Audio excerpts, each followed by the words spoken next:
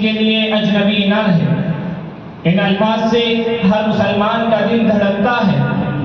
وجہ اس کی یہ ہے کہ مسجد اقصیٰ مسلمانوں کا قبلہ اول اور حرمین شریف کے بعد تیسرا مقدس ترین مقام اور حرم پاک ہے۔ حدیث پاک میں اس مقام پر نماز پڑھنے کی فضیلت بھی بیان کی گئی ہے۔ یہاں نماز پڑھنے کا ثواب 500 درجہ زیادہ بتایا گیا ہے۔ معزز سامعین کرام، فلسطین کے حالات سے ہر کوئی واقف ہے اور وہاں مسلمانوں پر یہودیوں کی طرف سے ہونے والے ظلم و ستم سے ہر مسلمان کا دل مقوم ہے۔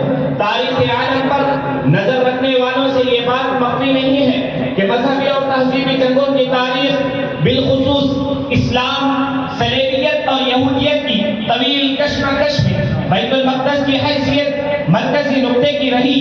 معاشی مفادات اور سیاسی نظریات کی آڑ میں سب سے زیادہ نشانہ جس خطۂ زمین کو بنایا وہ فلسطین کی سرزمین ہے۔ فلسطین کی مبارک سرزمین اور حرم شہر مقدس ہماری گردنوں میں امانت ہے۔ جب تک یہ باقی رہے گا ہم باقی رہیں گے اور ہمارے مقدسات کے لیے ہماری جانیں اور روحیں حاضر ہیں۔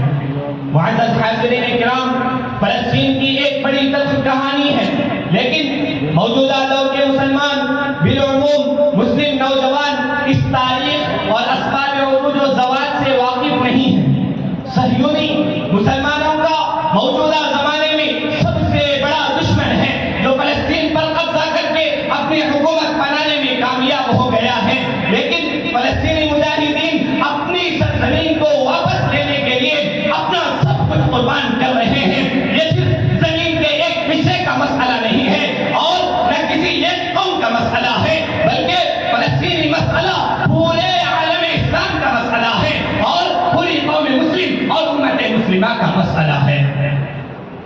معزز حاضرین کرام، فلسطین وہ سرزمین ہے جہاں کثیر تعداد میں انبیاء مدفون ہیں۔ یہ شہداء اور صالحین کی بڑی تعداد کا مسکن ہے۔ یہودیوں کا مقصد فلسطین سے مسلمانوں کو بھگا کر اور ان کو ملک بدل کر کے یہودی ریاست قائم کرنا اور نعوذ باللہ مسجد اقصیٰ کو شہید کرنا ہے۔ اس کے لیے انہوں نے مسجد اقصیٰ کے نیچے گہری اور طویل سرنگیں کھود رکھی ہیں اور یہ کام مسلسل جاری ہے۔ اس کا مقصد یہ ہے کہ مسجد اقصیٰ کے نیچے سے زمین کو کھود کر کھوکھلا بنا دیا جائے، جس سے مسجد خود بخود منہدم ہو جائے گی۔ پھر مسلمانوں کو یہ کہنے کا موقع نہیں ملے گا کہ یہودیوں نے مسجد کو ڈھا دیا۔ یہ بھی بعید نہیں ہے کہ مسجد اقصیٰ کو بم دھار کر کے اڑا دیا جائے۔ کئی مرتبہ مسجد اقصیٰ کو نظر آتش کر کے بھی سازشیں کی جا چکی ہیں۔ مسلمانوں، میں تم سے پوچھنا چاہتا ہوں، کیا مسجد اقصیٰ تمہاری نہیں ہے؟ بتاؤ، مسجد اقصیٰ تمہاری نہیں ہے کیا؟ کتنے سال ہو گئے وہاں پر یہودیوں کو قبضہ کیے ہوئے، کوئی نہیں روکا، کسی کے دل میں غم پیدا نہیں ہوتا۔ اگر کوئی تمہاری ایک چپا زمین پر قبضہ کر لے تو تمہیں برداشت نہیں ہوتا۔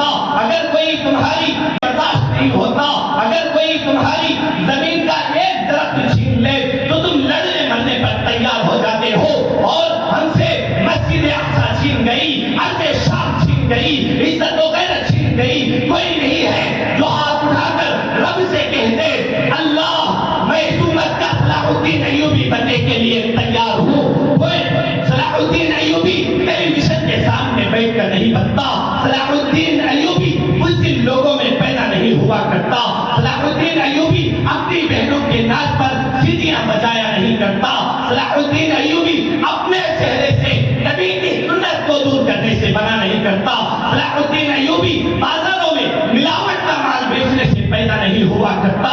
صلاح الدین ایوبی مسلم لوگوں میں پیدا نہیں ہوا کرتا جو مرنا نہیں چاہتے، جو رب سے ملاقات کرنا نہیں چاہتے۔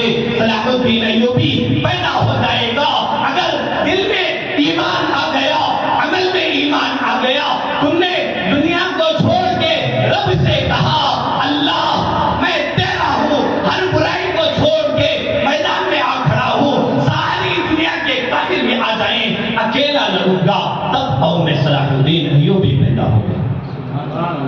مسلمانوں، جب یاسر عرفات سودا کرنے جا رہا تھا فلسطین کا، ہم یہاں ہندوستان میں بیٹھ کر رو رہے تھے اللہ اسلامی نام رکھنے والا بھی اتنا گر سکتا ہے.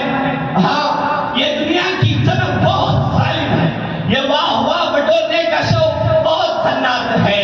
کاش یاسر عرفات تو نے مسجد اقصی کی حرمت میں من مٹتا گوارا کیا ہوتا, آج یہ سادہ مجمع تجھے سلام پیش کر رہا ہوتا, آج امت مسلمہ تجھے سلام کر رہی ہوتی, مگر تو فیل بغل میں دبا کر پہنچا اور ان ظالموں سے معاہدہ کیا جن کے بارے میں قرآن کہتا ہے ان کا معاہدہ کچھ نہیں ہوتا.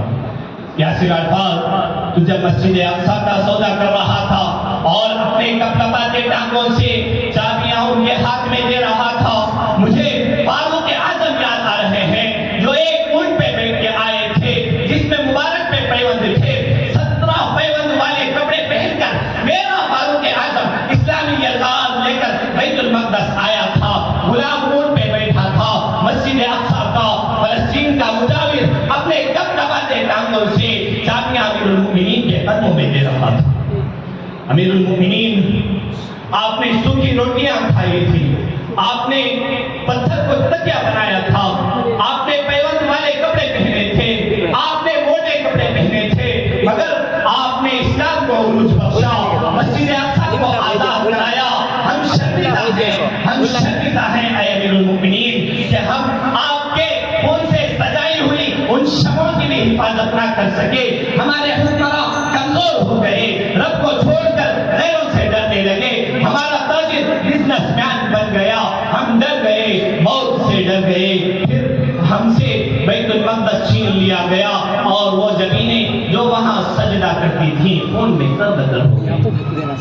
ایک شعر کہتا ہوں, سب میرے ساتھ کہیں, اے عرض پاک, کہیے اے عرض پاک تیری حرمت میں گٹ مرے ہم, اے عرض پاک تیری حرمت میں اب تک رگوں میں ہے خون رواں ہمارا.